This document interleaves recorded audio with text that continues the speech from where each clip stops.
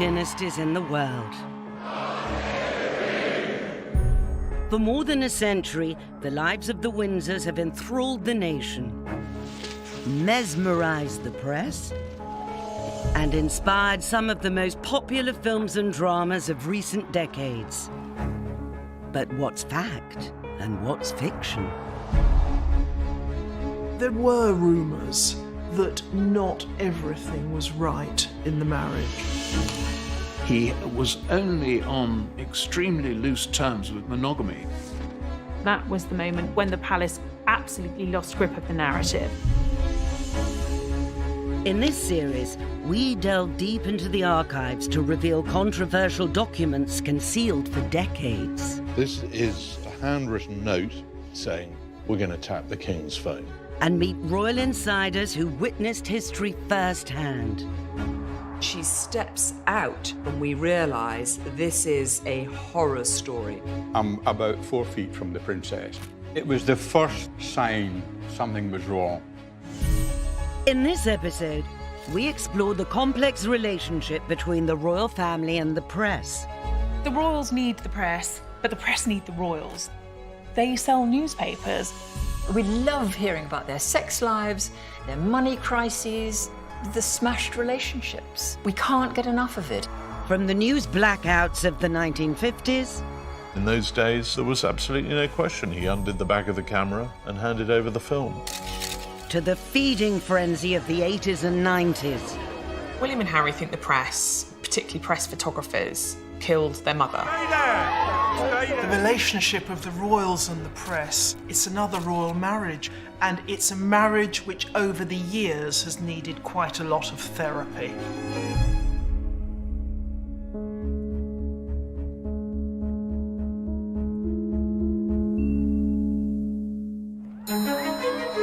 In October 2016, news broke that Prince Harry had a new love interest. I'm such a big fan. American actress Meghan Markle. You guys, thank you so much. When it was revealed that she was actually dating Prince Harry, she became the most Googled woman on the planet. As naive as it sounds now, I did not have any understanding of just what it would be like. I tried to warn you as much as possible. Meghan became an immediate target for the world's media, who approached friends and family hunting for any information on her past. Meghan had been very upset by some of the coverage. She then came to London in a friend's private jet and came to Kensington Palace and was kind of in tears about some of the really mean comments. I was told that Meghan felt from an early stage that the press, the British press, she felt was out to get her. Harry's told me that he has read stuff in newspapers and he has found it really, really difficult to try and ignore it. But when your girlfriend's in tears crying, what are you going to do? You know, the knight in shining armour rises to her rescue and says, right, enough is enough. Harry's response was an unprecedented official statement condemning media treatment of Meghan. It said a line had been crossed and that Meghan had experienced a wave of abuse and harassment with outright sexism and racism from social media trolls. Very strong language from Harry. You could hear his voice. Angry, very angry. It took everyone by surprise. They didn't tell anyone else they were doing it. They just did it. I know from other very senior aides, eyebrows were really raised about it. In the past, the attitude of the palace was never complain, never explain. All of that has changed, I think, with the young royals. William and Harry grew up watching what happened to their parents' marriage, watching the part that the media played in that. They saw their mother harassed to the point of tears time and again. They grew up utterly determined that they would protect themselves and particularly their loved ones. Palisades have told me this ad infinitum, and it won't be a surprise, that William and Harry think the press, particularly press photographers, killed their mother. When Harry feels his then girlfriend's under attack, when William felt his then girlfriend's under attack, when William feels that, his kids totally off limits, you have to understand that that is where those feelings come from. How well are you coping with all the press attention? You can tell. Are you bearing up with it quite well, though? Because it must be quite a strain with all of us after. Well, it is, naturally. From the moment she burst upon the royal scene, the media was obsessed with Princess Diana. Diana was so popular, putting a photograph of Diana on the front page could double their circulation. Ken Lennox photographed the royal family for over half a century. In 1982, he took a set of pictures that generated national outrage. I mean, I regret taking these nowadays. I do. That's the kind of thing it was. I never did anything like that before or since. Charles and Diana were on a private holiday in the Caribbean, and Ken was dispatched by the Daily Star to land a royal scoop. I'm about 3/4 to a mile away. Between my knees and my shoulders in water, with a big long lens, a bit like a drain pipe with a bit of glass at either end of it. And to keep it steady, I tied it onto a tree at one end, and much to my surprise, Diana and Charles and Lord Romsey walked down the beach. Diana was in a bikini, and I took some photographs. Ken's pictures appeared on the front page of the Daily Star. What made them so sensational was not just the intrusion, but that Diana was photographed 4 months pregnant. I mean, today, you'd think, what's the problem? She had her clothes on, who cares? But here was the woman who would one day be queen, we thought, with her pregnant tummy on display to the world. Really shocking at the time. But back in the Caribbean, Ken Lennox was oblivious to the impact his pictures were making. I phoned the office and said, I've got better stuff. I've got Diana and Charles kissing, just their heads bobbing in the water. Diana's throwing a towel over Charles's head and she's hugging him. Silence. I said, is there something wrong? He said, yes, your editor has just been fired because they've been published. I felt sick.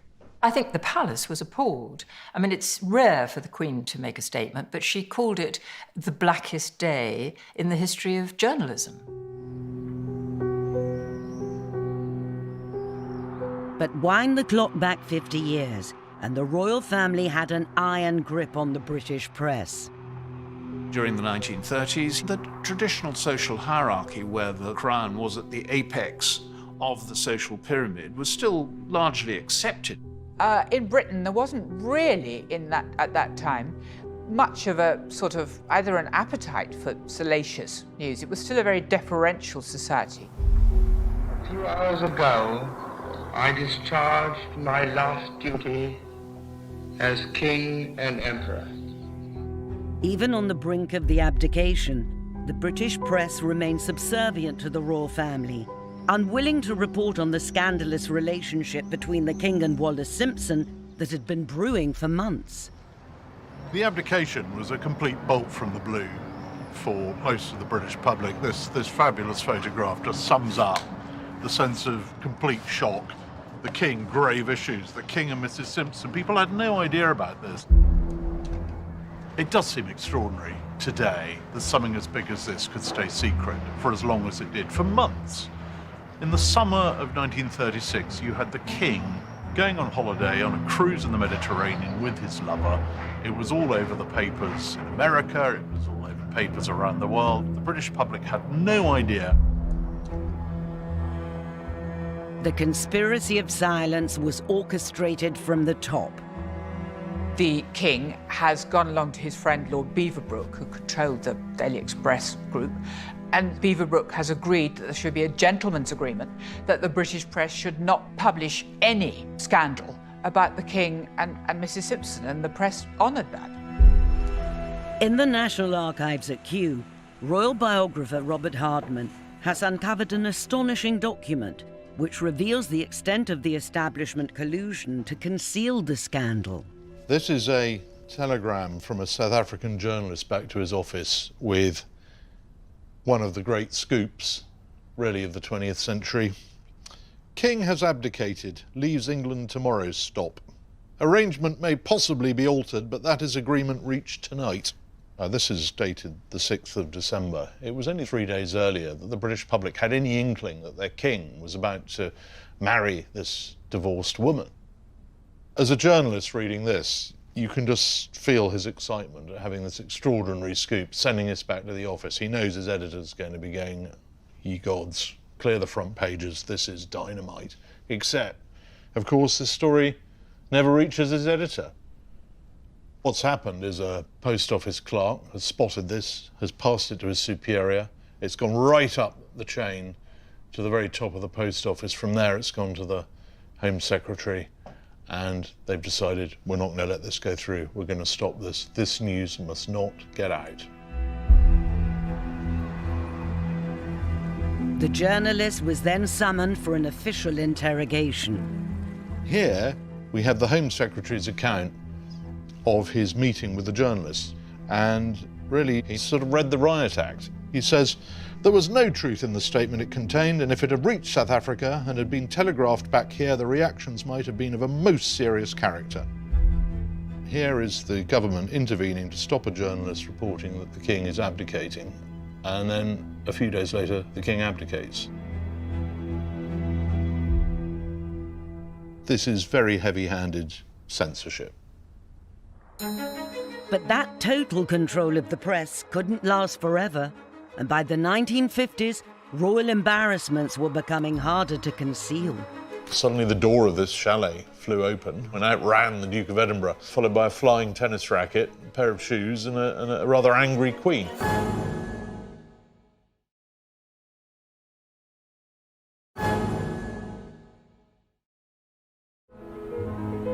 Over the past century, the royal family's relationship with the press has often been challenging. Every generation has to come to terms with an entirely new media climate. What the young royals put up with today would have been absolutely inconceivable to their father, let alone the Queen.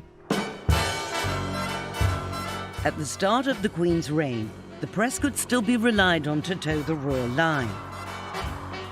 While researching the Queen's 1954 tour of the Commonwealth, royal biographer Robert Hardman uncovered revealing evidence of the royal family's power over the press that was nearly lost to history.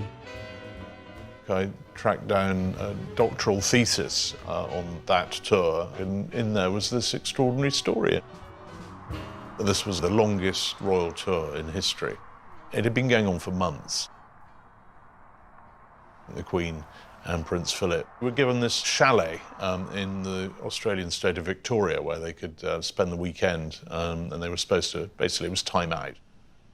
It was a fairly idyllic hideaway, and they'd forgotten that they were due to be filmed by a Commonwealth broadcasting unit.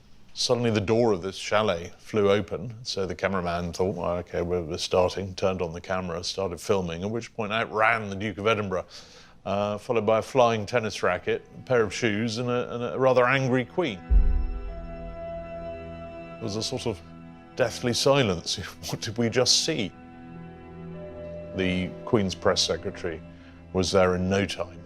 The cameraman knew before he'd even opened his mouth what the question was going to be, and in those days there was absolutely no question. He undid the back of the camera and handed over the film. I mean, these were just very different times. But 3 years later, one lone voice of dissent managed to break through the press code of silence. Lord Altrincham owned a magazine called the National and English Review, and he wrote an article which he published in which he criticised the Queen. This is 1957. And he said, the Queen is like a sort of prim schoolgirl. He said she had the debutante stamp, that she suffered from a woefully inadequate training. He criticised the courtiers for being stuffy and snobbish and tweedy, that was his word, tweedy. They were Tweedy. And he said that her speaking voice was a pain in the arse. I want to tell you all how happy I am to be amongst you and how much I look forward to my journey through Australia. If you do listen to early clips of broadcasts of the Queen at this time, she does sound a little bit like a schoolgirl. It's all very sort of rehearsed. This article got picked up everywhere.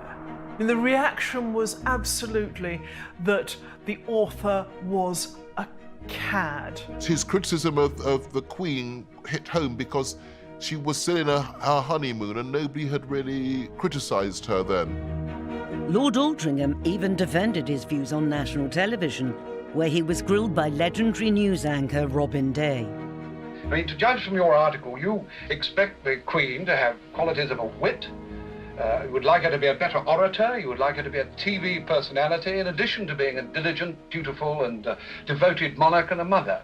What I'm suggesting is that in her public speeches and appearances, spontaneity should be the keynote. All I would like to see is the Queen's own character coming through.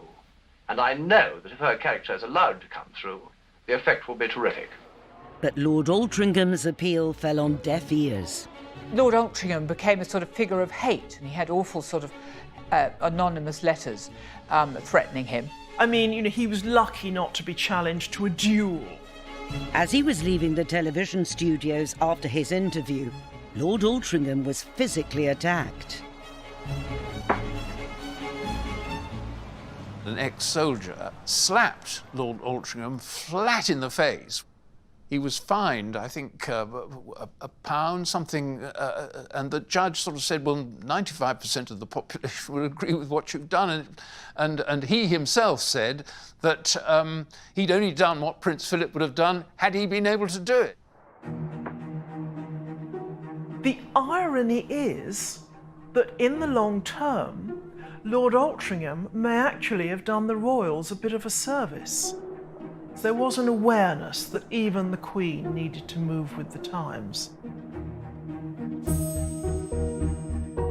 In the wake of Lord Altrincham's criticisms, the Royal Court cut back on outmoded traditions, including cancelling the debutante's ball. But the palace's changes were glacial compared to what was happening outside in the real world.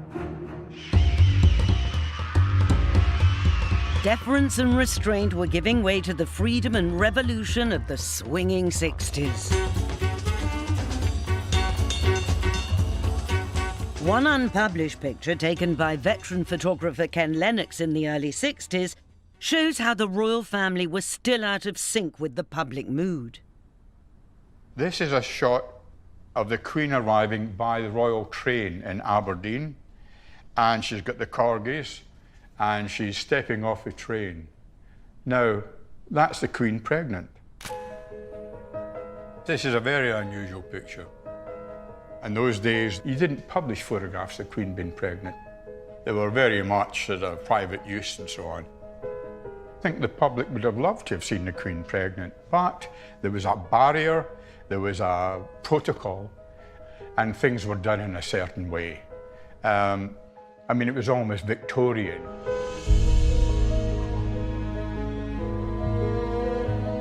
The royal family not had a great time during the 60s. They were being lampooned. They were increasingly seen as remote and aloof. The monarchy is an oil tanker. It takes a long time to switch course, but very gradually it did switch course. In 1968, the royal household came up with an idea that would show the British public the royals were just like them. Prince Philip was rightly aware of the importance of, modernising the monarchy, stopping it from being perceived as being sort of fuddy-duddy and out of date and tweedy and all the things that Lord Altrincham had said the previous decade. The obvious sort of new media of the time was television.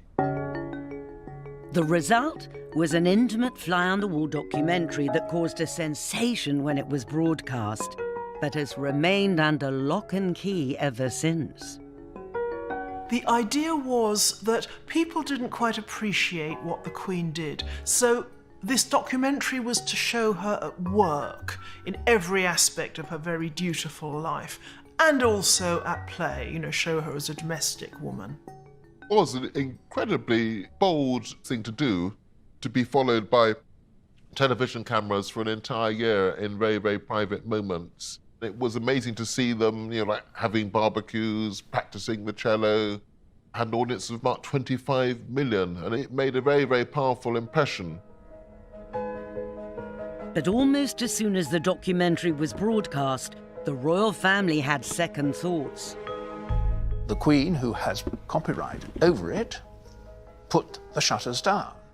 And it will not be shown again unless the royals agree, and they never have agreed. The royal ban remains so complete, the only footage still widely available is a few grainy black and white clips. You wish we haven't let the puppies out in the snow? Yes, try. Yeah. Try. No, you must. Yeah, you must. Mommy, my puppy. Well, we'll see if she's allowed out in the snow. On the one hand, the access these cameras were given is still extraordinary. On the other, you've got Prince Philip standing there at the barbecue up in Balmoral, the Queen doing the dishes.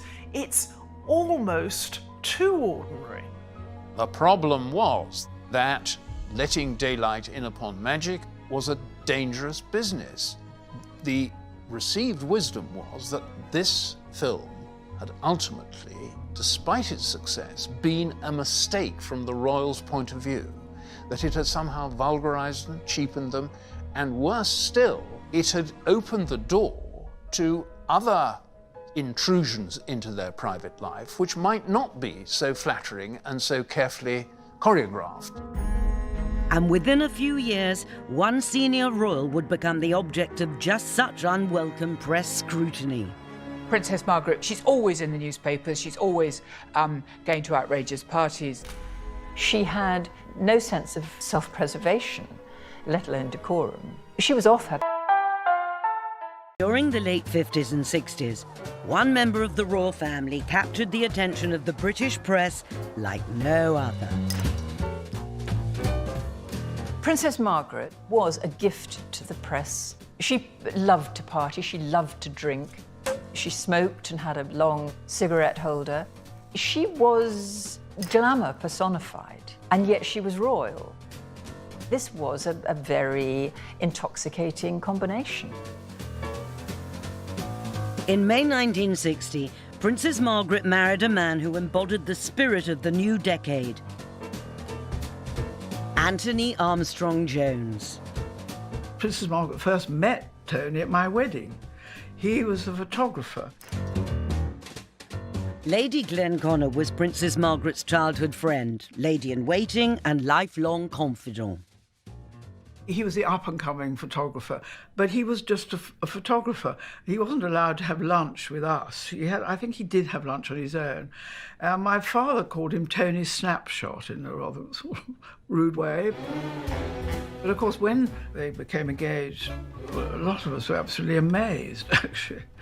Suddenly she thought, this is the life. And she'd always been very interested and keen on film stars and all that. Tony Armstrong Jones really was a figure from the swinging 60s. He was in that scene, so he helped to usher Margaret into that world. As press fascination with them increased, Princess Margaret and her husband became international celebrities. Can Hollywood, with all its stars and glamour, be impressed? Absolutely. Just like any other town, and especially if it's royalty. After a party that had lasted till 3 in the morning, the Princess and Lord Snowdon were visiting one of Hollywood's dream factories. It was, if you like, a kind of typical society setup. They were both well off. They were treated with extraordinary deference, given unearned privileges, and inevitably under these circumstances, both of them behaved badly. Tony Armstrong Jones was only on extremely loose terms with monogamy. He was one of these people who flitted from lady to lady. He was essentially a kind of playboy. Princess Margaret started having affairs with various people, and the gossip columnists started reporting them, which was, I think, probably the first time that this had happened. In 1968, a young Australian media mogul arrived to shake up the British newspaper establishment. Rupert Murdoch's taking over the Sun and the news of the world would prove hugely important for the relationship between press and palace, because Rupert Murdoch was no admirer of the royals. He understood that in the new media world you could make money by intruding into people's lives. And the royal family were kind of easy pickings. I'm sure the Murdoch press could be very deferential when it suited, but they then turned when the story turned. The marriage, which had been seen as a happy royal romance, pretty soon deteriorated into a vast, long, drunken squabble. As her marriage fell apart and press attention became more intrusive, Margaret took refuge on the Caribbean island of Mustique. Biggest mosquitoes you've ever seen. It wasn't called Mustique for nothing. And it was steaming hot out there. The island was owned by Lady Glenconner and her husband, Colin Tennant. We hadn't given them a wedding present. And Colin said to her, would you like something in a little box, or would you like a piece of land? Ooh, I think I'd like a piece of land, she said. But we also gave it to Tony too, because Tony always after that said we'd only given it to Princess Margaret, which is not true. And he called Mustique Mistake, which is rather tiresome of him. Life out there was a kind of permanent party in which infidelity and drunkenness and bad behaviour was the rule rather than the exception.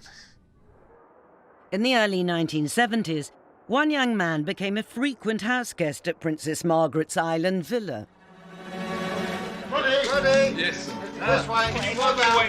Roddy Llewellyn was a rather good-looking, rather charming, rather hippie gardener. He became Princess Margaret's toy boy. He clearly had assets about which we can know little or nothing, but he appealed to her. Roddy Llewellyn was introduced to Princess Margaret by Lady Glenconner. I realised very quickly that they'd absolutely fallen for each other. And Roddy came and talked to me one day, and he said, I absolutely think Princess Margaret's the most wonderful person I've ever met, and she's so beautiful and all this sort of thing. So I said, well, don't tell me, Roddy, tell her. Perhaps I shouldn't have, but then I did. But he was so kind, and I think she had a very, very happy time with him. But the affair was not to stay secret for long. Even on the island of Mustique, Princess Margaret could not escape the press. In 1976 came the famous photograph, bikini, cigarette, drink, having a wonderful time with a man who was not her husband, who was almost 2 decades younger, and perhaps it was those photographs that really tipped the Snowdon marriage into divorce.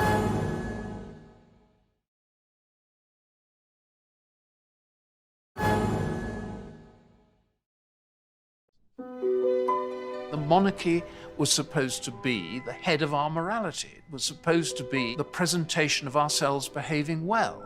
Well, in Princess Margaret's case, it was the presentation of ourselves behaving badly, and the press loved all that. She had no sense of self-preservation, let alone decorum. She was off her pedestal. But rather than outrage at press intrusion, the Mustique pictures provoked outrage at Princess Margaret's behaviour. The 70s were a hideously tough economic decade, and perhaps that's why there began to be more discussion, more hostile discussion, of the extended royal family and the amount it cost and the privileged lifestyle it seemed to be living. That time, she, along with others, were paid for by the civil list. and therefore the taxpayer was paying for her lifestyle. It was perhaps the beginning of people questioning what the monarchy was all about, and should it be financed by the public, and were they really any better than us? The greatest threat to the monarchy is not republicanism, it's not extremism, it's not even the media. The greatest threat is irrelevance. The minute you start to be irrelevant, you start to lose interest, and then it's a pretty short road from there to what's the point. But if the royal family in the 70s was in danger of being seen as remote, in 1980, a new star arrived to make it seem relevant all over again. We thought it was going to be announced on his 32nd birthday. Have you any comment to make about that? Maybe done. During the 80s, there is a complete sort of revolution, really, in the relationship between the press and the royal family, and we have the cult of celebrity. And then at the centre of all this is Diana, who is amazingly, probably rather unexpectedly photogenic, and who becomes an absolutely central narrative of the 80s and 90s. To make a mess of a photograph of Diana, you've really got to be bad. Ken Lennox started photographing Diana from the moment she was first linked with Prince Charles.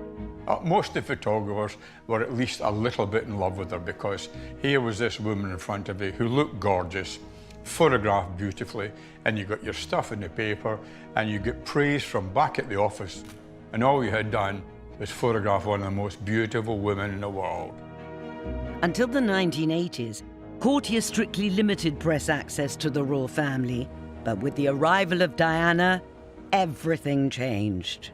Buckingham Palace couldn't get enough of this fabulous publicity, and suddenly they were very proactive, and they wanted to push Diana, and it went on like an avalanche. I'd heard that Diana had a new hairstyle.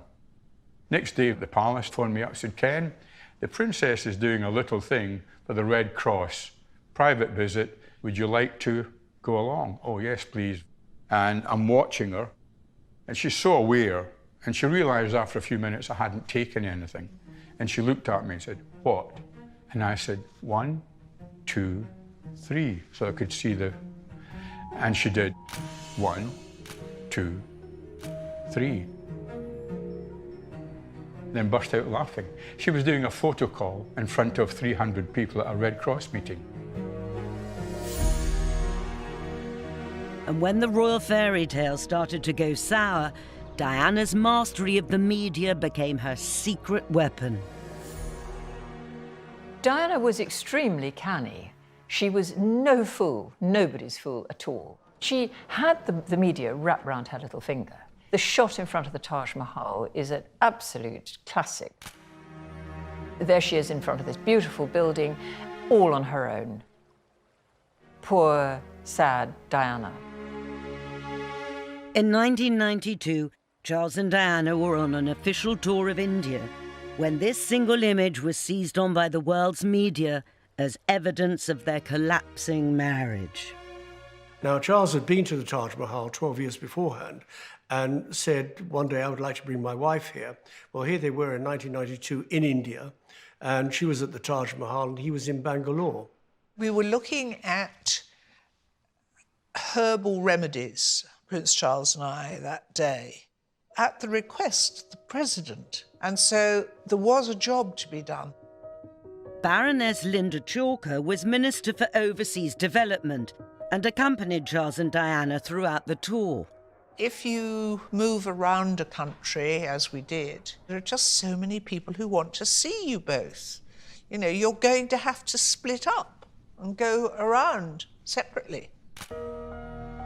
Now, in fact, it would be perfectly normal for Charles and Diana to have separate engagements on that day, but she was photographed there, alone, looking wistful, and the picture just said it all.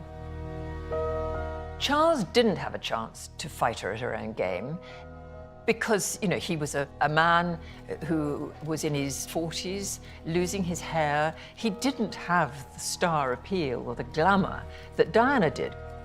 The public saw her as this hugely sympathetic, empathetic, lovely creature who'd been spurned by this curious man. I was back at base in St James's Palace and Kensington Palace, and I was getting daily phone calls from the princess. Well, I mean, she was unhappy, everybody was unhappy. The lady in waiting was in tears. I mean, it turned into an exercise in damage control. Patrick Jephson was Princess Diana's private secretary at the time and managed the fallout from the photograph. That image of the princess sitting alone in front of the Taj Mahal was damaging in many ways, but I suppose from my perspective it was also quite helpful because I knew that Diana was very unhappy in her marriage. I felt that she was being very unfairly treated, and I had sympathy with her in trying to get that message out to the outside world. The fact that she could sit down in front of the Taj Mahal and not say a word, and yet convey that message very clearly, I thought was a very powerful example of Diana's great ability to convey a message just with a photograph. But the media that Diana used so brilliantly would ultimately become her downfall. The use of the press is always a double-edged sword, and so Diana found. I got a phone call from a photographer. They said they'd pictures and they would send them to me, and I agreed to pay. On the 31st of August 1997, Diana, Princess of Wales, was killed in Paris, her car pursued by paparazzi photographers. The use of the press is always a double-edged sword, and so Diana found. There can't ever have been another royal, and probably never will be again, for whom the media play such a vital and vitally destructive part in their story. It would appear that every proprietor and editor of every publication that has paid for intrusive and exploitative photographs of her has blood on his hands today. Unbelievable.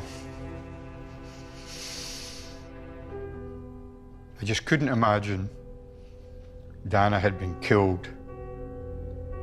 Ken Lennox was the picture editor of the Sun newspaper on the night Diana died and was immediately offered photos of the crash. I got a phone call from a photographer in Paris who said there'd been a crash and that Dodi was hurt. Diana was okay because he had a picture of her talking to the doctor. So they said they had pictures and they would send them to me. They wanted a lot of money for them. The photographers all come together and decided that if they clubbed what they've got together, sold it exclusively, it was much more valuable than each of them going to different newspapers. So I went into Wapping, I looked at them and I agreed to pay close to £1 million. And I thought she would be as right as rain within a couple of days, and we had this fantastic exclusive. And very quickly the announcement came through that the Princess of Wales had died.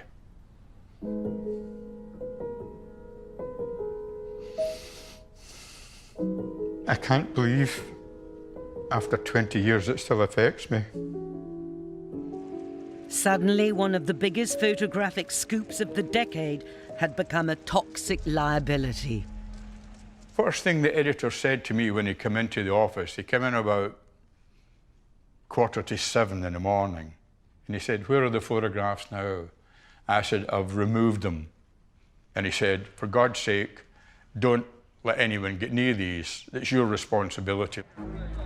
This is it. In the hours following the crash, paparazzi who'd been chasing Diana were arrested.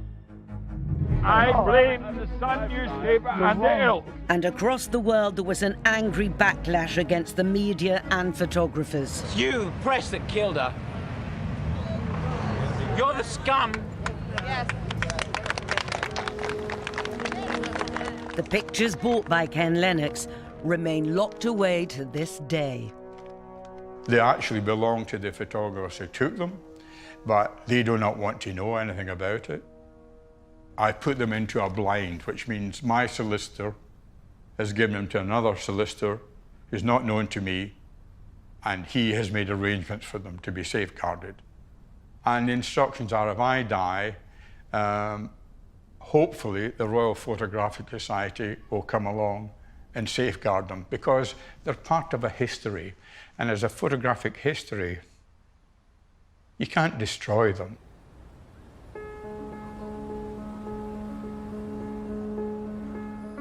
After Diana's death, the Press Complaints Commission drew up a code of conduct, and it reined in the worst excesses of the media. British newspaper editors agreed not to publish invasive photographs from paparazzi. During school and university, the young princes were left in relative peace. But sometimes their own behaviour meant the palace once again lost control of the narrative. In his late teens and 20s, Prince Harry's hard partying made him a tabloid target. The evolution of Prince Harry has been quite extraordinary. It's really not so long ago that he was being photographed going to a party in Nazi uniform, brawls outside nightclubs, that game of strip poker. And yet now he's everyone's favourite royal.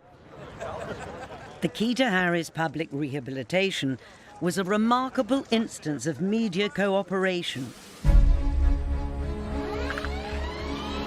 that enabled him to serve with the army in Afghanistan in secret. If you recall, every Christmas, the Queen and the royal family go to church at Sandringham, and there's always great coverage of who's there. Well, Prince Harry was not there that Christmas. But there was no speculation in the media, where's Prince Harry? Because they all knew. The mastermind behind the operation was General Lord Dannatt, then head of the British Army. We had to get round the problem of the media speculating, and speculating so accurately that we could not deploy him.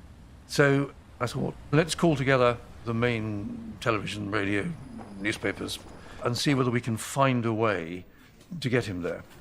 And we agreed that, look, if we tell you exactly what he'll be doing, where he'll be, when he's going, give you access to him with a pool of journalists, but you say nothing until he comes back, then we've achieved our aim, he's achieved his aim, and you've achieved your aim, you've got your story. Pretty much all the British media signed up to that. But just a few weeks before Prince Harry's tour of duty was due to end, his cover was blown by an Australian news outlet. Harry was absolutely boiling mad. He was pulled out of Afghanistan, and he absolutely hated that. I do recall on one occasion he sat in a deep armchair in my house and given him a gin and tonic, and he sort of his shoulders slightly slumped and said, "Well, the trouble is I'm just not like other young men." You know, he knew that he was special and he couldn't be treated in the same way. The press would prove equally challenging for Harry's brother. For the 4 years William was a student at St Andrews University, he was left in peace. But as soon as he graduated, the media spotlight was back on him. And on his girlfriend, Kate Middleton. Kate's life was never the same. Her family, her friends, her teachers, anyone who had had anything to do with Kate Middleton suddenly found themselves being called upon, having their doors knocked by reporters and journalists.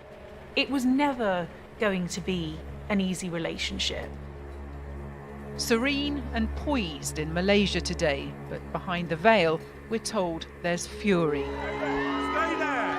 Stay there! A year after they were married, in the middle of a high-profile overseas tour, Kate and William were rocked by the publication of topless pictures taken while they were on a private holiday.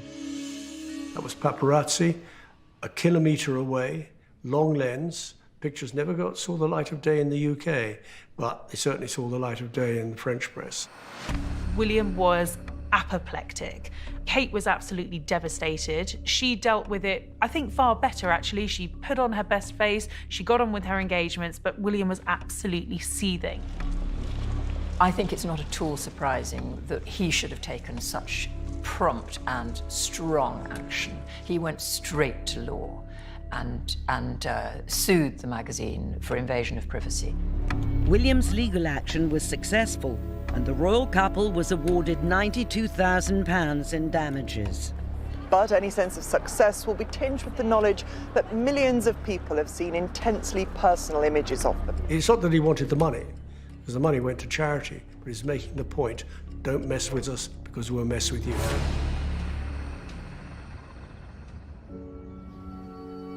Over the past century, the Windsor dynasty has used the press and been used by it.